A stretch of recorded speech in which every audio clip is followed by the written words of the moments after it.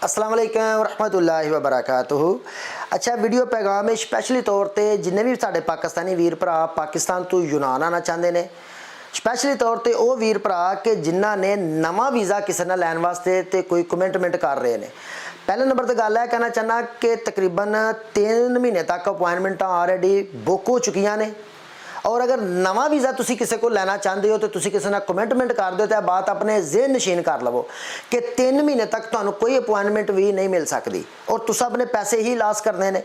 और अपॉइंटमेंट के हवाले नाल गल है कहना चाहना कि जिन्होंने वीरां दी अपॉइंटमेंट बुक हो चुकी ने और जो अपॉइंटमेंट लेना चाहते हैं वेट कर रहे हो कि असीं की करिए हुण, और वीज़े का टाइम एक्सपायर्ड होने भी बहुत घट है, उन्होंने वास्ते एडवाइस है वे बरादराना तौर कि अगर तुसी किसी नू पैसे दिते ने या किसी ने तुहाडी कमिटमेंट कि तुहानू अपॉइंटमेंट बुक कर दे या तुसी खुद बुक करना चाहते हो तो वही एक ही सूरत है, तुसी कंप्यूटर पर बैठे रहो।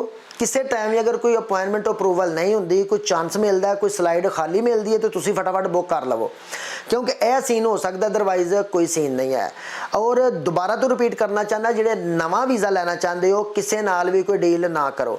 वैसे भी यूनान के पार्लीमेंट के अंदर जो बिल पेश किया गया है वीज़िया के मतलब यूनान के कवानीन के मतलब वो कल ही वोटिंग होनी और बहस होनी है, और उम्मीद है कि बहुत चेंजिंग होएगी और बड़िया सख्तियां का भी कभी अंदेशा है। मेरा बरादराना तौर पर तमाम वीरां नूं मशवरा है कि नवा वीज़ा बिल्कुल किसी को ना लवो।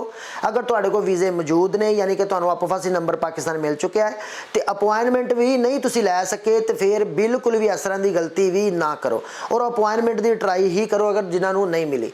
बाकी सारे वीर भरा दुआ याद रखियो, तुहाडी मुहब्बत दे बहुत ज़्यादा मशकूर हाँ। जज़ाकल्लाह।